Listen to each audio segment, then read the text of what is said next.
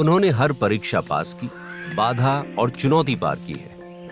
अब जो कुछ बचा है वो उन्हें दुनिया पर उजागर करना है।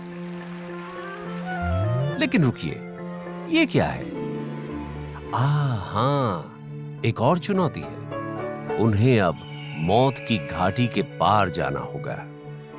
नए उत्पाद को बाजार पहुंचने से पहले यहीं से गुजरना होगा। बहुत लोग इसे कभी पूरा नहीं कर पाते और कभी-कभी ये ठीक है अगर वे काम नहीं करते हैं, किसी जरूरत को पूरा नहीं करते या कई अन्य कारणों से।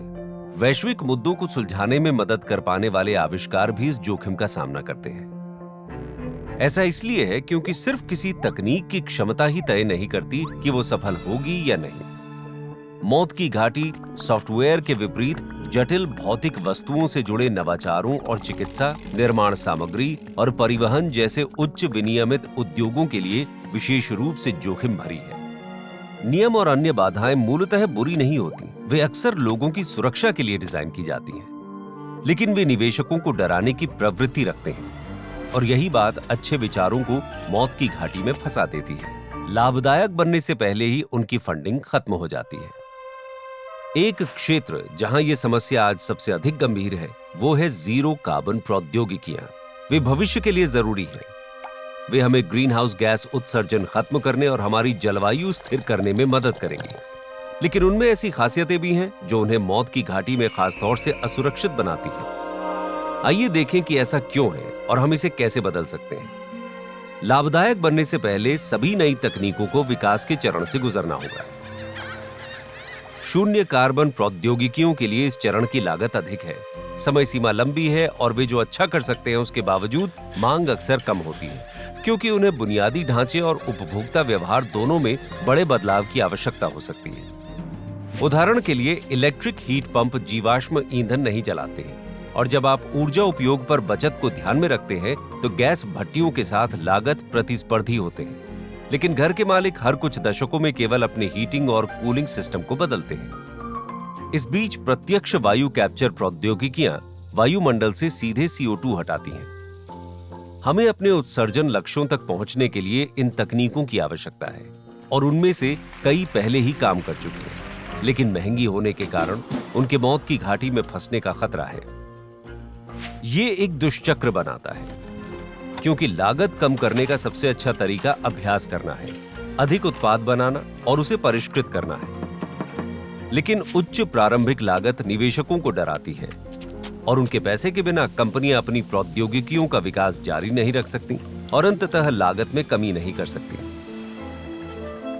सौभाग्य से चक्र को तोड़ने का एक तरीका है। जब निजी निवेशक सामाजिक लाभ की इतनी क्षमता वाली प्रौद्योगिकी को फंड नहीं करेंगे तो सरकारें इसे बांटने में मदद कर सकती हैं। ये सिर्फ सैद्धांतिक नहीं है।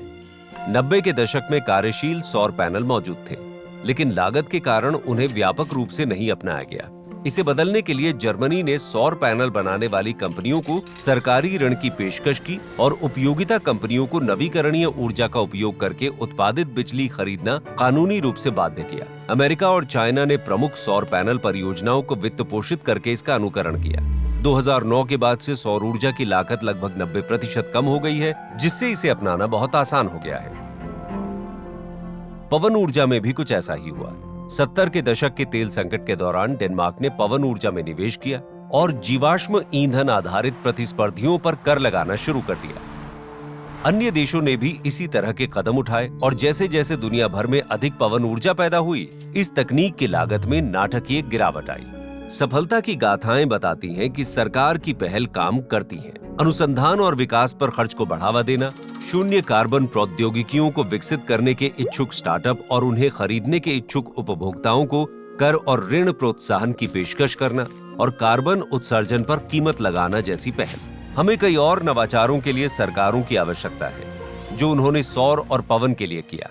दिन के अंत में केवल विचार और आविष्कार ही हमारी सबसे कठिन समस्याओं का समाधान नहीं कर सकते। नीतियों और बाजारों को इस प्रकार आकार देना होगा कि सबसे आशाजनक प्रौद्योगिकियां सफल हो सकें। हमारे ग्रह के लिए एक स्वच्छ, सुरक्षित और स्वस्थ भविष्य को अनलॉक करने के लिए हमारे पास आवश्यक साधन और ज्ञान है। पहले से चल रहे रोमांचक चरणों के बारे में अधिक जानने के लिए और अपनी जिज्ञासा और उम्मीदों को पूरा करने के लिए ed.ted.com/earthschool पर जाएं और जानें कि आप कैसे शामिल हो सकते हैं।